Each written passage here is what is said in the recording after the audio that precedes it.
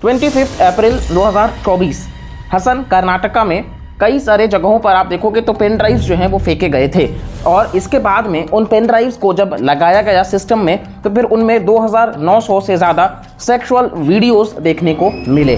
जी हाँ, ये भारत का सबसे बड़ा सेक्स स्कैंडल के बारे में आज हम डिस्कस करेंगे। तो आज हम जिनके बारे में डिस्कस करने जा रहे हैं, आप सबको पता होगा शायद, उनका नाम प्रज्वल रेवन्ना है और वो मेंबर ऑफ पार्लियामेंट हैं और इनके ग्रैंडफादर हैं HD देवेगौड़ा, जो भारत के फॉर्मर प्राइम मिनिस्टर भी रह चुके हैं। और अगर आप इनके फैमिली हिस्ट्री के बारे में चेक करेंगे तो सारे के सारे फैमिली मेंबर्स आपको देखने को मिल जाएंगे कि वो पॉलिटिशियंस ही हैं, यानी कि आप देखोगे तो हायरार्कियल स्ट्रक्चर आपको देखने को मिल जाएगा पॉलिटिक्स में इन्वॉल्वमेंट का। तो फिलहाल प्रज्वल रेवन्ना जो हैं वो जनता दल सेक्युलर, जो कर्नाटका में है लोकल पार्टी वहाँ की, उससे ये बिलोंग करते हैं। और फिलहाल के लिए 2024 में जो इलेक्शंस हो रहे हैं लोकसभा के, ये JDS जो है वो इस बार बीजेपी के साथ में अलायंस बना करके वहां पर वोट शेयर बांट रहे हैं। 2019 में अगर हम बात करेंगे तो वो कांग्रेस के साथ में थे और 2024 में हम बात करेंगे तो बीजेपी के साथ में हैं, यानी कि कई सारे सवाल जो हैं वो बीजेपी और कांग्रेस में भी आपको देखने को मिल जाएंगे।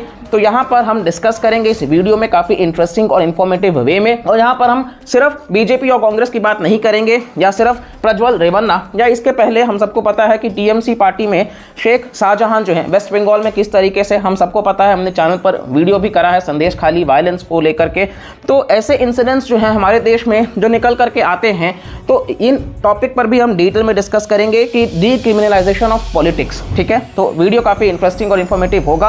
अगर आपको पसंद आता है तो प्लीज लाइक, शेयर और सब्सक्राइब करिएगा और वीडियो को पूरा देखिएगा, काफी इंफॉर्मेटिव होगा। नाउ वापस से हम अपने स्टोरी पर आते हैं। तो 25 अप्रैल 2024 को जब वीडियोस सर्कुलेट करती हैं और इसके तुरंत बाद 27 अप्रैल को एक SIT यानी कि स्पेशल इन्वेस्टिगेशन टीम जो है वो फॉर्म करा जाता है। और ये ठीक इंसिडेंट्स तब हो रहे हैं जब चुनाव के पहले, और इन पेन ड्राइव में जो वीडियोस डाले गए हैं वहां पर दिखाया गया है कि किस तरीके से प्रज्वल रेवन्ना जो हैं वो कई सारे महिलाओं के साथ में सेक्स कर रहे हैं, इंक्लूडिंग 47 ईयर्स ओल्ड वुमेन और साथ ही साथ में 65 ईयर्स ओल्ड वुमेन, जो ब्रूटली मतलब चिल्ला रही हैं लिटरली, और उनके साथ में भी प्रज्वल रेवन्ना जो हैं वो रेप कर रहे हैं। और इलेक्शंस जैसे ही खत्म होते हैं वहां के, इसके तुरंत बाद प्रज्वल जो हैं वो जर्मनी निकल जाते हैं डिप्लोमेटिक पासपोर्ट का इस्तेमाल करके। अब आपको हम बता दें, ये जो डिप्लोमेटिक पासपोर्ट होता है ये मिनिस्ट्री ऑफ एक्सटर्नल अफेयर्स के द्वारा दिया जाता है, दैट टू कि जब मिनिस्ट्री जो है वो प्रॉपर तरीके से इन्वेस्टिगेट कर लेती है।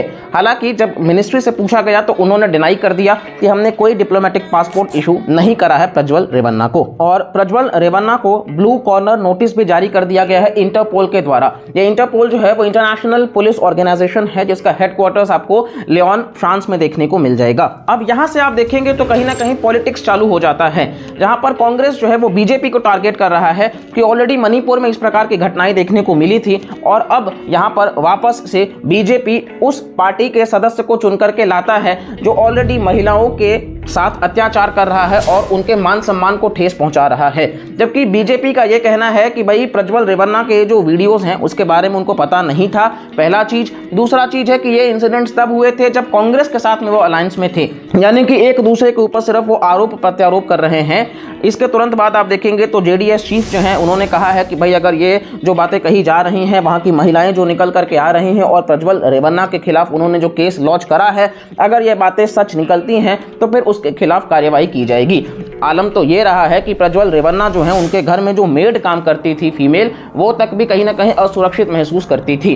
तो ये बातें तो निकल करके आई हैं और प्रज्वल रेवन्ना के पिता को भी अरेस्ट किया गया क्योंकि कई सारे वीडियोस में वो भी इन्वॉल्व नजर आए हैं। सबसे पहला सवाल तो ये भी आता है कि ये वीडियोस आखिरकार पहुंचे कैसे। तो आप सबको हम बता दें कि उनके जो ड्राइवर हैं उनका नाम कार्तिक है, जो 7 साल से उनके लिए काम करते चले आए हैं।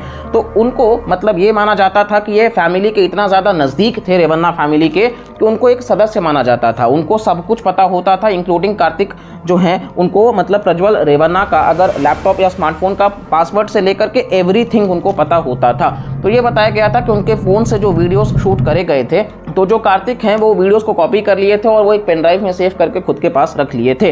इसके बाद में उस पेन ड्राइव को वो एक समय में देवराज गौड़ा को दे दिए थे जो बीजेपी से बिलोंग करते हैं। हालांकि उसके बाद उन्होंने भी कहा कि देवराज गौड़ा ने कि उन्होंने इन वीडियोस के बारे में जिक्र नहीं करा था क्योंकि उसके बाद प्रज्वल जो है वो बीजेपी को मतलब JDS को ज्वाइन कर लिए थे और अलायंस जो है वो बीजेपी के साथ में हो गया था। और यहाँ तक कि जो कर्नाटका का लोकल कोर्ट है उन्होंने भी मना कर दिया था इस टाइप के वीडियोस को सर्कुलेट करने के लिए। तो कहीं ना कहीं कोई भी पॉलिटिकल पार्टी जो है वो इसके लिए डायरेक्ट जिम्मेदार तो नहीं ठहरा रही है। लेकिन आज जो हम बात करेंगे वो डिकोडिंग विद भारतीय पे इस टॉपिक पर बात नहीं करेंगे, हम इसके बियॉन्ड बात करेंगे कि हमारे देश में जो महिलाएं हैं वो 50% पॉपुलेशन ऑक्यूपाई करती हैं, तो क्या वो वाकई सुरक्षित हैं? फिर चाहे वो मणिपुर के इंसिडेंट हो, फिर चाहे वो संदेश खाली हो, या फिर अब इस प्रकार के इंसिडेंट जो आप हसन कर्नाटका में देख रहे हैं, तो इसके बारे में हम डिस्कस करेंगे। क्योंकि हम में से जब लोग वोट करने जाते हैं तो मोस्ट ऑफ द केसेस में हम जिस दिन वोट करना होता है, अगर कल वोट करना है तो आज रात में हम डिसाइड कर लेते हैं फ्रीबीज के बेसिस पे। लोग यहाँ बिक जाते हैं 500 रुपए में या दारू में या खाने में, तो ये चीजें नहीं होनी चाहिए। लॉन्ग टर्म अप्रोच लेकर के हमको वोट करने की जरूरत आ चुकी है और इस एस्पेक्ट को ध्यान में रख करके हम इस वीडियो को बनाए हैं। According to association for democratic reforms 2023-2009 से 2019 तक जो क्राइम अगेंस्ट विमेन है वो 850% से बढ़ा है।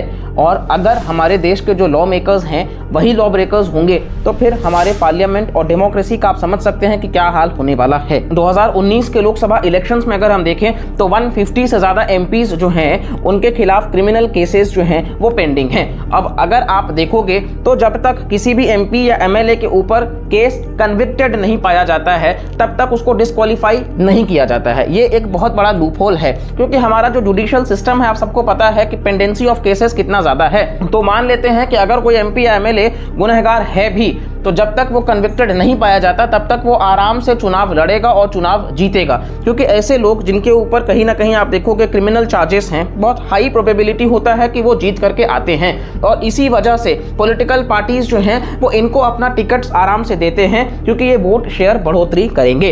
इसके पीछे का कारण आप सबको पता है कि वोट बैंक पॉलिटिक्स है, मसल पावर है, करप्शन है, और इन सब के वजह से पार्टी का ग्रोथ होगा और एट द एंड जनता जो है वो इनको ही चुनती है। तो ये वक्त आ चुका है कि जहां पे अमेंडमेंट किए जाएं रिप्रेजेंटेशन ऑफ पीपल्स एक्ट में। वोहरा कमेटी के हिसाब से भी आप देखोगे और लिली थॉमस केस में भी इस चीज के ऊपर जिक्र करा गया है कि भाई हमारे जो जुडिशियल सिस्टम है उसको फास्ट बनाया जाए, फास्ट ट्रैक कोर्ट्स एस्टैब्लिश करे जाएं। और इसी के साथ साथ में अगर कोई वाकई गलत है तो फिर उसको चुनाव लड़ने तक का तो छोड़िए, उसको मतलब इस प्रोसेस में एंटर भी ना करने दिया जाए। इलेक्शन कमीशन लगातार कहती है कि भाई पॉलिटिकल पार्टीज जो हैं वो अपने अपने कैंडिडेट्स के बारे में वेबसाइट पर मेंशन करें, और ये चीजें कितनी फॉर्मेलिटी हैं हम सबको पता है। और कितने लोग जाकर के वेबसाइट पे चेक करते हैं वोट करने से पहले कि जिसको एमपी या एमएलए को वो वोट कर रहे हैं उसके खिलाफ कोई चार्जेस है भी या नहीं। तो ये बहुत इंपॉर्टेंट बात है जो हमने डिस्कस करा है इस वीडियो में। यहाँ से हम किसी भी पॉलिटिकल पार्टी को टारगेट नहीं कर रहे हैं, हम सिर्फ अपने वोटर्स को अवेयर करने की बात कर रहे हैं कि वक्त आ चुका है हमारे देश में 75 ईयर्स से भी ज़्यादा वक्त हो चुका है आज़ादी के। तो जब भी हम वोट करें, ये कहीं ना कहीं सबसे बड़ा डेमोक्रेसी है और इस डेमोक्रेसी को मेंटेन रखने के लिए हम भारतीय ही हैं जो जिम्मेदार होंगे। तो इस वजह से हमारा देश जो है वो अच्छे तरीके से डेवलपमेंट कर सके, खुश रह सके, इसके लिए बहुत इंपॉर्टेंट है कि हमारे देश के जो बेसिक इंस्टीट्यूशंस हैं उनका फंक्शनैलिटी जो है वो स्मूथ और ट्रांसपेरेंट हो। तो इसी के साथ हम इस वीडियो को यहीं पर एंड करेंगे। अगर आपको वीडियो पसंद आया हो तो प्लीज़ लाइक करिएगा, सब्सक्राइब करिएगा, और मिलते हैं अगले वीडियो में। तब तक के लिए bye bye, take care and जय हिंद, जय भारत।